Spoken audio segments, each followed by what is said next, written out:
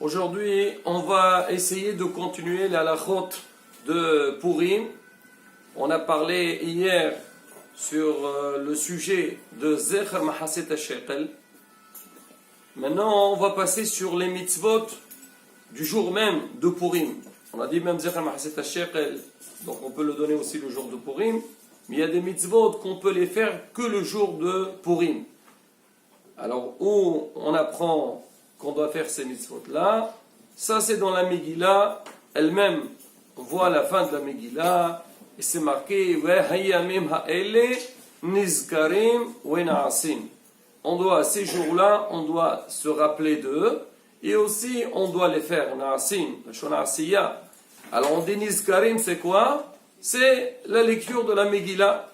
On doit raconter ce qu'on appelle Pirsumanes, raconter l'histoire de Purim, l'état dans lequel était le peuple d'Israël et comment Kadosh Baruch Hu, il nous a délivrés. Et ça, c'est un message pour toutes les générations. Même que, malheureusement, Am Israël, il peut se trouver dans des situations difficiles. Il peut avoir l'impression que, Hasbi Shalom, on veut l'exterminer sur terre.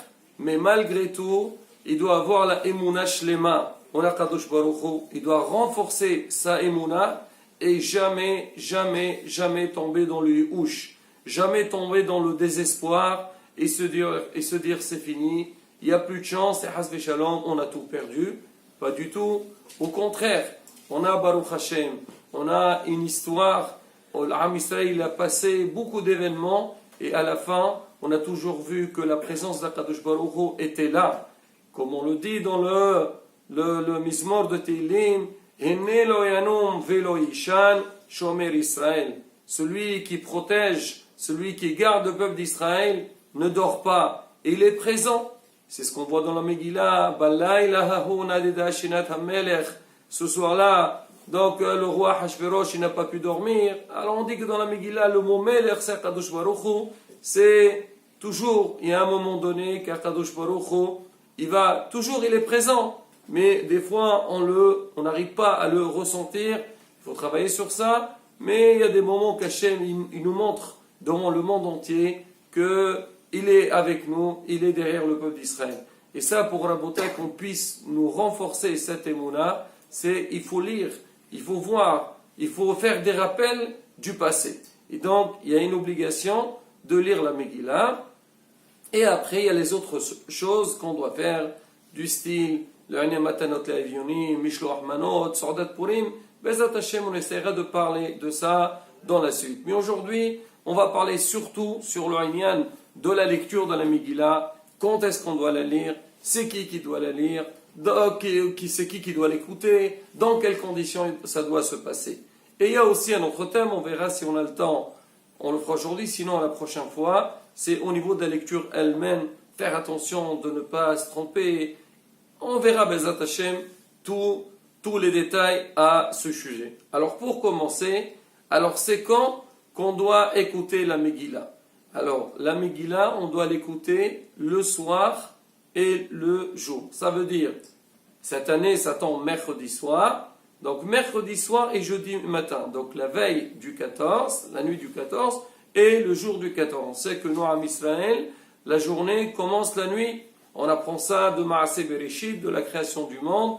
C'est marqué Wayhi Erev, Wayhi Boker, Yom Ehad, Wayhi Erev, Wayhi Boker, Yom Sheni. Donc pour nous, à Israël, le jour commence le soir, comme Shabbat. On ne fait pas entrer Shabbat le matin, on le fait entrer déjà depuis la veille. Alors maintenant, pareil aussi pour la mitzvah de Purim, de la lecture de la Megillah, elle doit se dérouler le soir et le matin. Alors d'où on sait pourquoi Hachamim ils ont dit qu'il faut la faire 2 fois? Pourquoi pas seulement une seule fois? S'il y a une mitzvah d'écouter la Megillah, fais-le une fois, ça suffit. Alors Hachamim ils ont donné beaucoup de raisons. Une des raisons c'est que Am Israël, c'est marqué, le Mishnah Berurah il rapporte, il dit Am Israël, ils ont crié Sa'akou el Hashem. Ils ont prié vers Hashem jour et nuit. Alors, puisqu'ils ont fait ça jour et nuit, nous aussi on doit faire jour et nuit. Il y a aussi dans le Tehillim, alors on dit comme ça, le pasteur il dit Iqra yomam velo ta'ane, ou ilayla velo domiyali. Ça veut dire on dit yomam ou alayla. Donc la demande, la lecture doit avoir lieu aussi bien le soir que dans la journée. Maintenant, à partir de quand ça commence? C'est pas comme Shabbat. Shabbat, on le fait entrer avant le coucher du soleil. Alors maintenant, quand il y a une mitzvah qui doit se faire le soir, alors il faut être sûr et certain qu'on est dans la nuit. Et c'est quand on est sûr et certain qu'on est dans la nuit, c'est à partir de la sortie des étoiles. Jusqu'à quand on a la possibilité de lire la Megillah, jusqu'au lever du jour. L'homme, il doit jamais se dire, et de toute façon, j'ai toute la nuit pour la faire, c'est pas grave, je peux faire ce que je veux, et j'aurai le temps pour la faire dans la soirée. Rabotai, jamais. Et on le voit dans beaucoup de thèmes de halakha, tels que Pesach pour Bdichat Hames, la mitzvah de Hanouka. Alors on dit, il faut faire la mitzvah tout de suite. Dès la sortie des étoiles, tu dois démarrer la mitzvah. Plus que ça. Alors, ce genre de mitzvot, on dit on a le droit de rien faire avant de le commencer. Alors, un point qui est très important, on sait que la veille de Purim, on doit jeûner. Il y a Ta'anit Esther. Alors, les gens en général, ils attendent la sortie des étoiles pour casser le jeûne. Alors, on nous dit, normalement, on n'a pas le droit de manger tout le temps qu'on n'a pas écouté la Megillah.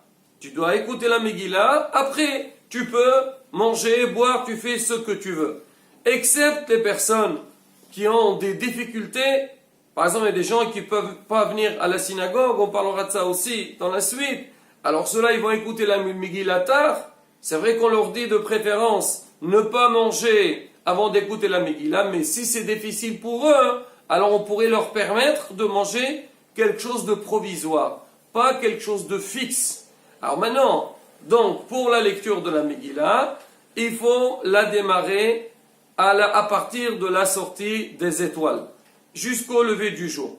Pour le matin, alors c'est dans la journée, alors c'est pareil aussi, la meilleure mitzvah pour écouter la Megillah, c'est à partir du Netzahama, donc lever du soleil, jusqu'au coucher du soleil. Pourquoi? Alors si on dit que la nuit c'est jusqu'au lever du jour, alors normalement la journée ça devait commencer aussi au lever du jour. Mais on dit non, parce que entre le lever du jour et le Nesahama, on est dans un temps, comme on dit, douteux, donc on n'arrive pas à définir à 100% le vrai Zman de Alot HaShahar pour avoir une tranquillité et que moi j'ai fait la mitzvah Bismana en 100 ans. Alors on nous demande de lire la Megillah après le Nesahama. Et dans la journée c'est pareil aussi, Rabotai. Faire très attention de ne pas retarder. Alors maintenant sur ce Inyan de lecture de Megillah le soir et le jour, on voit beaucoup de gens qui se trompent. Moi, je lis la Megillah et donc ça m'arrive de la répéter. Des fois je demande à des gens, je leur dis, vous avez écouté la Megillah? Alors des fois tu leur demandes le soir, ils te disent écoutez le soir c'est impossible, si Dieu veut j'irai demain à la synagogue, il y a une lecture pour les dames, j'écouterai demain à la synagogue. Je leur dis madame, ça marche pas, même si vous allez écouter demain, il faut écouter le soir. Et des fois c'est le contraire, on voit le soir de Purim, tout le monde vient à la synagogue pour écouter la Megillah, et après le lendemain, il y a surtout qu'il y a les mitzvot, il y a le mishloach manot, matanot l'avionim, préparer la serouda, et aussi les enfants, les déguisements, bon, tous les anyanim de Purim. Et tu vois, les gens, ils sont un petit peu, ils n'ont pas trop le temps pour écouter la Megillah. Où il y a des gens, la journée, ils travaillent. Alors ils disent, de toute façon, j'ai écouté le soir, ça suffit. Rabotai, ça marche pas. Si tu as écouté le soir, même si tu as écouté le soir, tu dois aussi écouter le lendemain, dans la journée. Le hiyuv, il est aussi bien le soir que dans la journée. Alors maintenant, c'est qui est hayab d'écouter la Megillah? C'est marqué les hommes, les femmes. Maintenant, les enfants qui arrivent à l'âge de Hinour, c'est des enfants qui arrivent à comprendre ce qu'ils entendent, à ce qu'on leur dise, c'est bien de les éduquer, de venir écouter la Megillah. Mais le vrai hiyuv, C'est-à-dire, c'est surtout les hommes et les femmes. Maintenant, Rabotai, alors pour ça aussi, il y a pas mal de détails. Alors au niveau, on sait qu'avant de lire la Megillah, on doit faire des brachot. Le soir, il y a 3 brachot, et le lendemain, il y a 2 brachot. La bracha de Shehianu, il y a donc pour la bracha pour la Megillah, Shahsanissim et Shehianu, mais comme on a écouté le soir, le lendemain, on ne refait pas la bracha de Shehianu. Si quelqu'un il n'a pas écouté le soir, il doit faire le lendemain Shehianu. Maintenant, pour les femmes, alors la majeure partie des postim, ils disent que pour les femmes, il faut leur faire les brachot. Le Ben Ish Hai, il dit que non, pour les femmes, on ne fait pas de bracha. Il y a pas mal de raisons qui ont été données. Une des raisons qui a été citée, c'est que, en général, quand les femmes, elles viennent écouter la Megillah, alors souvent, il y a malheureusement, alors en général, la Megillah s'écoute, on va dire en public, il y a souvent du bruit, et elles ratent donc une partie de la Megillah. Et on sait que la Megillah, il faut l'écouter depuis le début jusqu'à la fin, on verra peut-être, on parlera de ça, si Dieu veut, le prochain cours. Alors comme il y a un risque qu'elles peuvent ne pas entendre des passages, on dit même si on a raté un mot, on a raté un mot, alors on ne fait pas la bracha, on n'est pas yotze, on doit refaire. Alors c'est pour ça certains ils ont dit, pour les femmes, on ne doit pas faire de bracha. Mais le hiyuv, elle est obligée d'écouter. Pourquoi? Parce qu'on dit que les femmes aussi, elles étaient dans le Nes, dans le miracle de Hanouka. En plus, il y a Esther dans cette histoire-là. Alors on dit qu'elles sont obligées. Mais au niveau de la bracha, Rabbi Yosef dit qu'il faut leur faire la bracha. Rabbi Mazouz aussi dit qu'il faut faire la bracha. Nous, on ne fait pas de bracha pour les femmes. Le Ben Ish Hai aussi dit qu'il ne faut pas faire la bracha. Mais quoi qu'il arrive, si jamais une femme elle est dans un endroit ou bien on va lui faire une lecture alors spéciale, alors en général, il y a certaines femmes elles viennent à la synagogue parce qu'elles savent qu'à la maison ils n'ont pas quelqu'un pour leur lire. C'est difficile. Alors maintenant, mais certains ils peuvent écouter à la maison où ils ont une lecture spéciale pour les femmes. Alors là, Rabotai, si on va lire pour les dames, alors il faut faire très très attention, surtout si quelqu'un lui dit, il faut faire la bracha, mais si tu es sûr et certain qu'il va y avoir des moments, moi en tous les cas, je lis pour les femmes dans pas mal d'endroits, et souvent, il y a des moments où il y a une perte de concentration. Souvent les femmes, elles sont avec leurs enfants, et tu as l'enfant en plein milieu, il ne peut pas rester, au moins tu en as, même celui qui va trop vite, au moins une demi-heure, l'enfant il va rester concentré. C'est impossible, surtout à Purim, il va venir avec son déguisement, et des fois ils aiment bien venir avec son pistolet, et des fois même toi, celui il est un petit peu angoissé, il entend un petit pétard, oh là, et là, Rabotai, des fois ça peut déranger. Et alors là, Rabotai, il faut faire attention. Alors si Bémet, on est sûr et certain qu'elles ne vont pas entendre tout, donc il y a un risque au niveau de la bracha. On va ça, Rabotai, après, donc chacun il fait comme son minag. Alors les brachot qu'il y a à la fin, alors cela tout le monde est d'accord, on ne peut les faire seulement s'il y a 10 personnes. Pirsoumanes, mais s'il n'y a pas 10 personnes, même ceux qui disent qu'on lit pour les femmes, alors s'il n'y a pas 10 personnes, on ne fait pas la bracha à la fin. Maintenant, il y a des personnes qui n'ont pas la possibilité de venir à la synagogue. Elles demandent, Rav, est-ce que je peux écouter à la radio? Alors ils font une lecture de Megillah. Est-ce que je peux écouter la Megillah à la radio, de la radio, et je suis au Tse? Voilà le 1, c'est Pirsoumanes. Rabotai, on ne peut pas. Plus que ça, si on est dans une grande synagogue, et ça arrive des fois, qu'on donne au Baal Koré, on lui donne un micro pour lire, pour que tout le monde l'entende, alors on dit ça dépend. C'est rapporté dans Yalkut Yosef, et il dit ça dépend. Si le Baal Koré, il lit sans le micro, et on a la possibilité de l'entendre jusqu'à celui qui est le plus loin, au fond de la synagogue. Alors c'est-à-dire sa voix, elle peut s'entendre à toutes les personnes qui sont présentes. Là, dans ce cas-là, il peut utiliser le micro. Mais si jamais, sans le micro, on ne peut pas l'entendre, ça ne marche pas. Donc si déjà Rabotai, on est dans le même endroit, et avec le micro, ça ne peut pas passer, à plus forte raison que de la radio, et à savoir, même si c'est enregistré, même si c'est en direct. Maintenant, pareil, au téléphone. Si jamais, voilà, tu dis, écoutez, allumez votre téléphone, et appelez-moi, je vous entends. Ça marche pas la bouteille. Il faut que la personne soit présente à entendre directement de la personne qui va lire. Alors un autre point aussi qui est très important au niveau de la lecture de la Megillah, c'est marqué, nous, avant de commencer, le Baal Koré, il dit Birshutrehem, et les gens ils répondent Shamaim. Alors parce que comme lui, il va les acquitter, il va lire pour lui et pour le Kahal, donc il doit leur demander leur permission. On dit Shamaim. C'est quoi Shamaim? C'est les initiales, le Ben Ish Chai rapporte. Shamaim, c'est Shomea, Mashmea, Yahad Mekavnim. C'est les initiales. Shomea, celui qui entend. Mashmea, celui qui va entendre.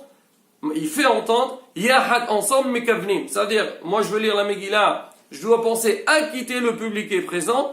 Et le public qui est présent, il doit penser s'acquitter de ma lecture. Et ça aussi, c'est très important avant de commencer la Megillah. C'est pour ça, donc avant de commencer la Megillah, il faut dire quelques halachot à tout le Kahal et leur demander qu'ils pensent s'acquitter de la lecture. Et le Baal Koré aussi, il pense les acquitter. Alors la Megillah, quand on la lit, on peut s'asseoir, il n'y a que le Baal Koré qui est debout. Les brachot, nous on a le minhag de nous lever. Certains, ils ne se lavent pas, mais c'est marqué Mishum Kvod.